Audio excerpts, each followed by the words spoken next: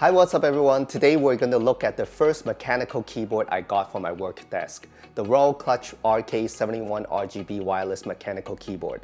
Let's get started. When I'm lonely in the dark, I know you are with me, yeah. Just a disclaimer, I'm not a gamer and I didn't get this keyboard for gaming. I got this keyboard mainly for my iPad Pro setup at home. The main purpose is for me to have a better typing experience when I'm working on a new script or writing emails. I'll let you know what I like about this keyboard and what I don't. Is this the keyboard for you? Let's find out. The first thing I like about this keyboard, of course, is the typing experience.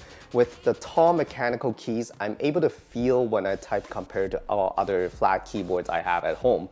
I don't know if it applies to you, but when I can feel the keys or get a more tactile feedback from the keys, it improves my muscle memory to type faster and smoother. Also, the tactile feelings of the keys are pretty even among all the keys, which is awesome. Here's a sample of how the keys sound like across the keyboard if you're wondering.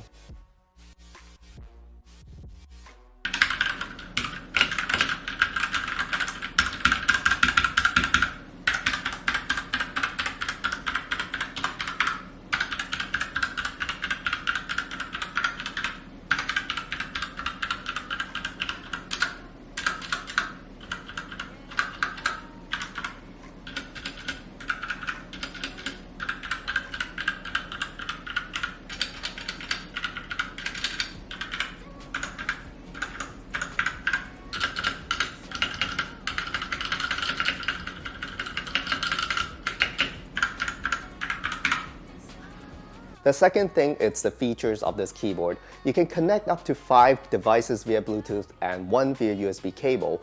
Also, you have the shortcut keys at the top that works with both Mac and Windows. I'm always a shortcut person. I have shortcuts even on my mouse, so keyboard shortcuts are always welcome. The third thing I like about this keyboard is the design. It looks very clean and cool, especially the white version in my opinion. You have full RGB on this keyboard and all kinds of light patterns you can choose from. You can even customize the light if you connect it to a PC. But to me, I picked the white version because it doesn't look like an RGB keyboard or a gaming keyboard when the light is not on. It looks pretty good on my desk. The light pattern can get pretty cool and kind of crazy. You might want to call me a boring person, but I like the constant one color light instead of the RGB flashing light.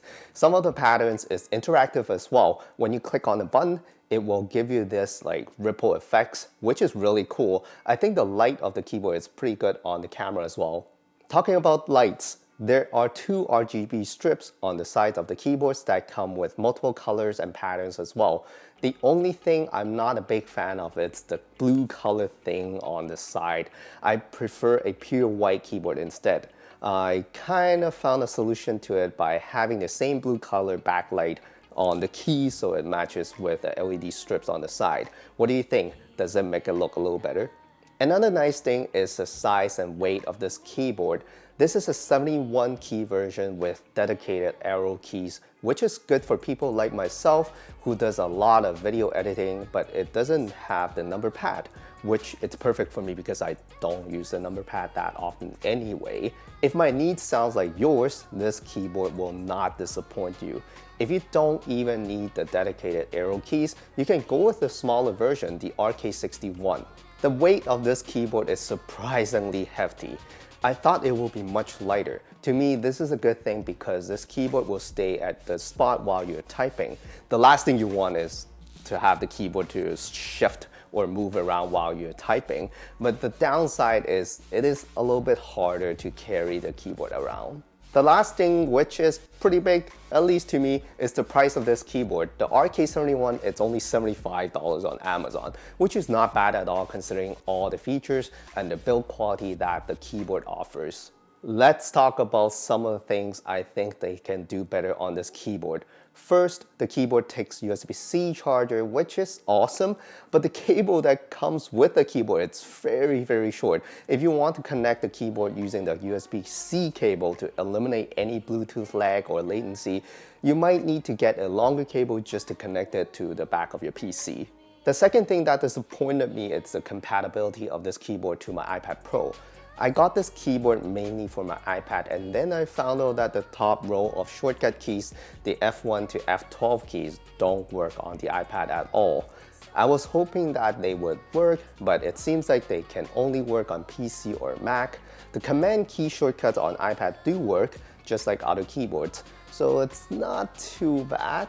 Oh, for your information, the top row shortcut keys on the Logitech keyboard do work on the iPad, so I have no idea why these ones on the RK71 don't work.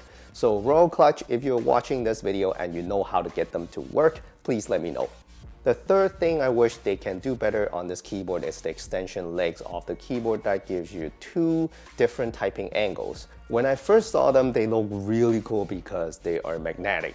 But after I thought about it, they could have just built a flip-out kickstand so I don't have to worry about losing the magnetic one. Yeah, they just look cool at the first sight. The last thing is the sound of the keyboard. Yes, this is a mechanical keyboard and we should expect it to be loud, but the RK71 is a little too loud. The typing sound was almost echoey when I was using the keyboard in my living room. It is pretty loud to the user like myself, so people around you might not appreciate it that much. That's it. Those are my thoughts on the Royal Kludge RK71 keyboard. Should you get it? I would say yes if you want a nice looking keyboard with good typing experience. At this price point with all the features that I just mentioned, I'm very happy with the RK71. If you like this video, share with your friends and family to help this channel grow. Thank you so much for watching, and I'll see you guys next time.